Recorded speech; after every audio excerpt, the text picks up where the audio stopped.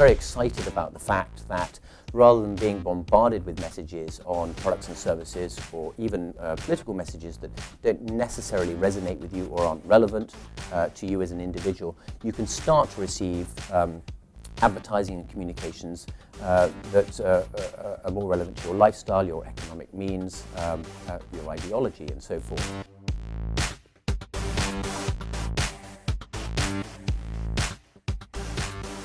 So, Alexander, thank you so much for joining me for this discussion about how the digital world is changing everything.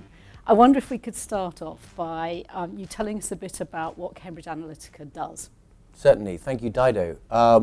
So we're a data-driven marketing and communications agency, which really means that we're trying to use data and predictive analytics to identify and target audiences such that we can start to serve more personalized content to the people we're trying to engage. So a quick Google search will flag up that you've used those skills and techniques a lot in the political arena around the world. What is it that you're doing with data analytics that's driving the effectiveness of various political campaigns? Well, it's actually a great shame that we consider ourselves a technology firm that happens to apply its technologies and methodologies in a number of theatres, including politics and defence and government space, but principally in the brand and commercial space. But certainly politics is what we've received most press for in the last 6 or 12 months because of the elections that we've been involved with. To answer your question, in the political sphere, what we try and do is use data to understand what messages are most important to individual constituents, to individual voters, such that we can align the politicians' policy and ideological standpoint with the voters so that they can be well informed about what position the candidates are taking, and therefore have enough information to make up their minds about who they want to vote for. Can you give us a sense of the scale of personalisation? Say in a campaign that you've been involved in, what proportion of the population might you be directly, specifically communicating with, as opposed to sending a generic message to? Well, it actually depends very much on the legislative framework of the countries that you're working in. So different countries are more or less permissive in their data legislation. Countries such as the UK is what's known as an opt-in data environment. So people have to give their consent for their data to be used for these types of programs. America is an opt-out, so people have to obviously contact you and say that they don't want their data used. So in a country such as America, we're able to target all adults, some 230 million adults, voters or registered voters across the country, and to be able to start to engage them with specific messages within the campaign. So just for those of us that are not so technically literate, that means that for every single citizen in the US, you've amassed a raft of data and specifically targeted a unique message to them.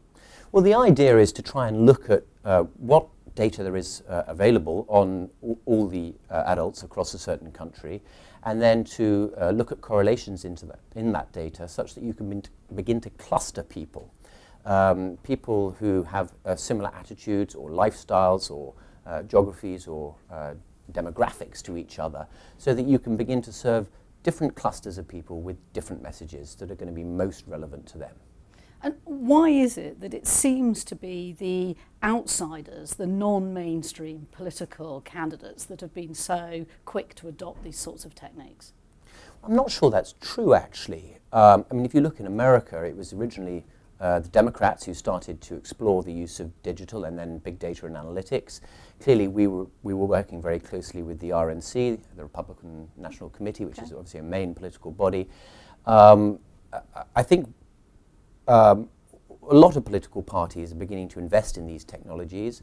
Certainly in more established political parties, you do see legacy methodologies being embraced by people who maybe have been entrenched in the system and are still fighting yesterday's campaign, and therefore maybe are a little bit less willing to explore new technologies. Maybe in smaller fringe parties, they're a bit more dynamic than the larger ones. That's probably the same in business, effectively. Often it is the new entrants or the challengers, like the business that I ran, that is willing to try new things. Exactly that. Okay. So you see the same phenomenon in the UK as well, or not? I think that I think in the UK we're seeing, I mean, certainly both in the last general election, both Labour and the Conservatives and other political parties started to invest quite heavily and embrace these technologies. So I don't think you could say that it's been confined to more fringe parties, maybe such as UKIP, which received a lot of press for its use of data and digital. Yeah, I was thinking less, maybe it's my mischoice of words, less fringe parties and more non-mainstream candidates. When Barack Obama first started campaigning and using, he's probably the first globally recognised politician to be using digital as a platform, wasn't he? And he was not a mainstream expected winner in the Democratic primaries initially, was he? Indeed, but I think you've got to look at maybe not look at the candidates. You've really got to look at what's happening outside of politics. Silicon Valley was for the first time beginning to develop technologies and embrace these technologies that really weren't possible to implement before about 2008 and certainly 2012.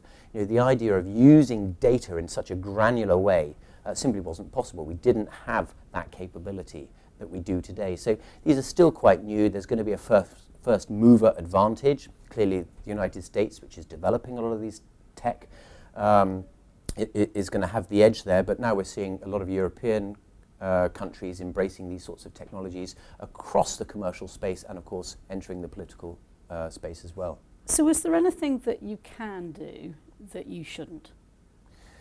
Well, I'd like to think not. I mean, obviously, technology has, has limitless bounds in some sense, but we're all bound by some moral code and ethical code and fair business practice, and the same applies to politics.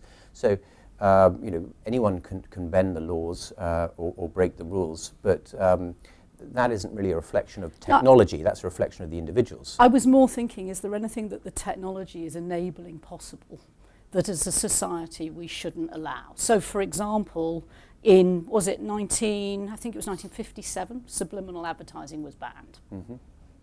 Is there anything akin to that in the data analytics techniques that you see developing that we should be thinking about regulating? Well, I think at this particular juncture, I see it as a very positive evolution. Yeah. I'm very excited about the fact that rather than being bombarded with messages on products and services or even political messages that don't necessarily resonate with you or aren't relevant to you as an individual, you can start to receive advertising and communications that are more relevant to your lifestyle, your economic means, your ideology, and so forth.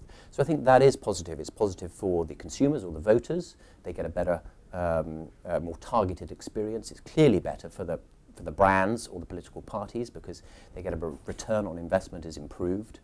But I think obviously you have to be careful that it doesn't become intrusive. At the moment, the data that's being used is fairly benign. Companies like ours are modeling consumer and lifestyle and transaction data. What cars you drive, what magazines you read. This is not necessarily the sort of data that most people would feel made them vulnerable or left them exposed in some sort of way. I think as long as that line is maintained and we're not talking about financial data or sensitive personal data or health data or anything else that people might find intrusive, then most people would agree that the benefits outweigh the risks.